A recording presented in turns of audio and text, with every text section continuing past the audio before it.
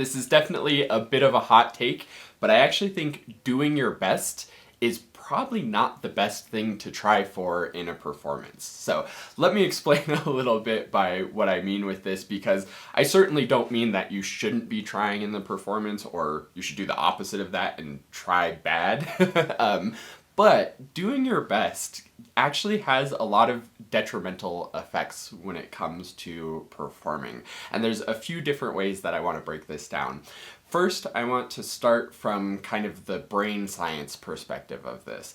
If you go into a performance and you're trying to do better than you normally do, then you're doing things differently than you've practiced. And you have hours and hours and hours of practice put into whatever you're working on, and that practice is kind of in this certain mode or kind of at a certain level. So if you try to push beyond that in performance, you're going to be doing something different than you've practiced, and now you're no longer having all of those hours of work to rely on because you have a different mindset.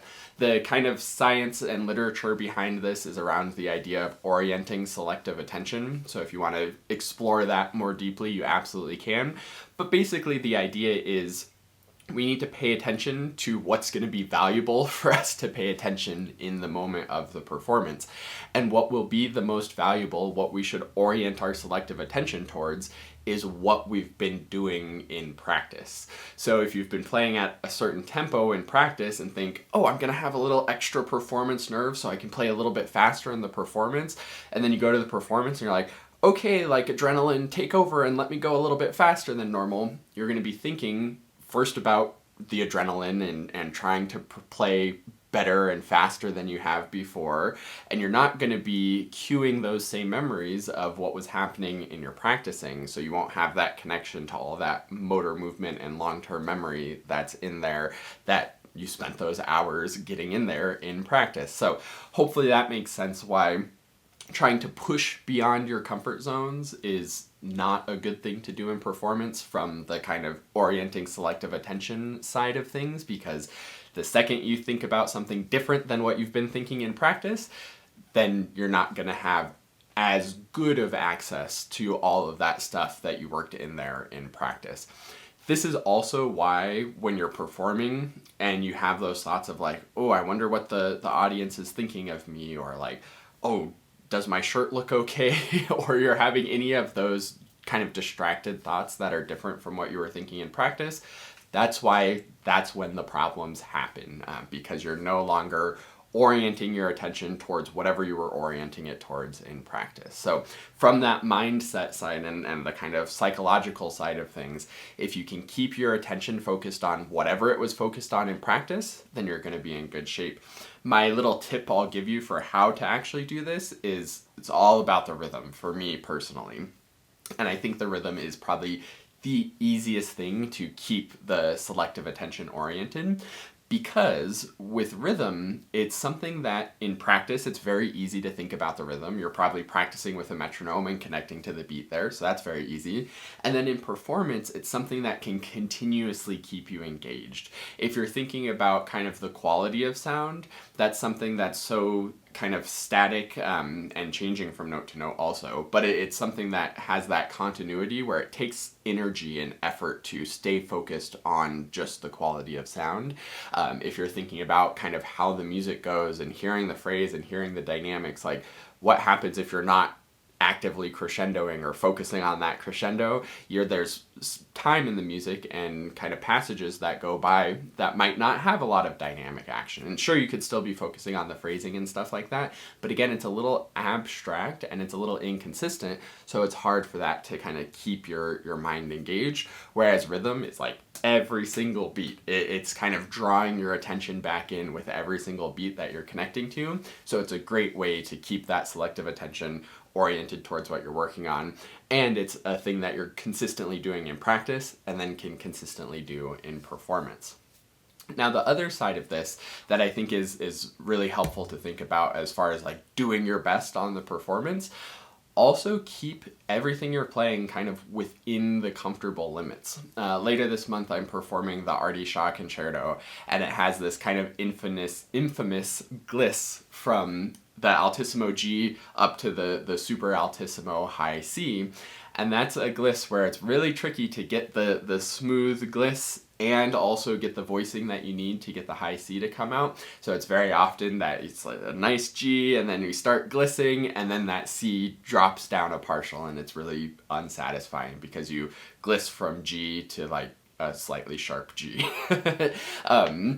So for the performance, I'm definitely going to be thinking like just very within the limits for how much I gliss. And it's so tempting, and this is what I mean by like doing your best in the performance and how doing your best could be detrimental, where you're like, okay, it's the performance, like I'm really gonna go like 110% on that gliss and really make it sound like a gliss. And probably if I do that, it's not gonna come out well on the high C and I'm not gonna get up to that top partial. And that's because partially of this orienting selective attention idea where you kind of have that, it's not exactly how I was practicing, so I'm trying to push beyond that. But also, it's just within my limits, and it's that, again, psychological idea of, okay, this is the performance, so this is the one where I want to like pull out all the stops and really do it 110%. But the second you start doing that, you're going to start pushing beyond those comfort zones. So for this, I'm going to stay in my limits and I'm going to kind of see how it's feeling the day of the performance, of course. But if I end up doing just pretty much fingering through the scale with very, very little glissando, that's totally fine. And where this becomes so significant is it's not going to make any difference to the listener. Honestly, even if I miss the partial, that won't make much of a difference either.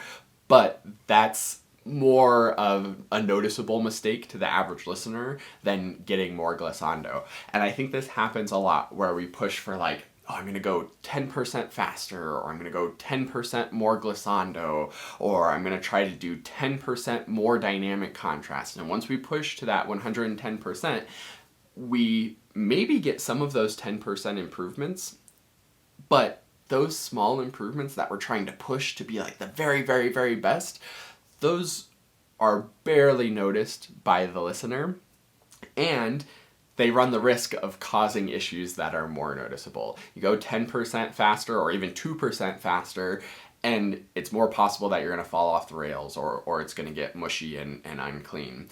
You try to do 10% more glissando, and it's much more likely that I'll miss that partial and not get up to the high C. You try to do 10% more dynamic contrast, and it's more likely that you squawk on a forte because you're pushing a little bit too hard. So that's the risk of this, and this is why you shouldn't do your best in performance. Try really hard, but try really hard to get an average practice run out. And what this does is also kind of flips the mindset where you should be practicing how you want to perform and be realizing that the average that you're doing in practice is a whole lot closer to what's going to come out in the performance, because there is no magic secret sauce where you're going to do better in the performance.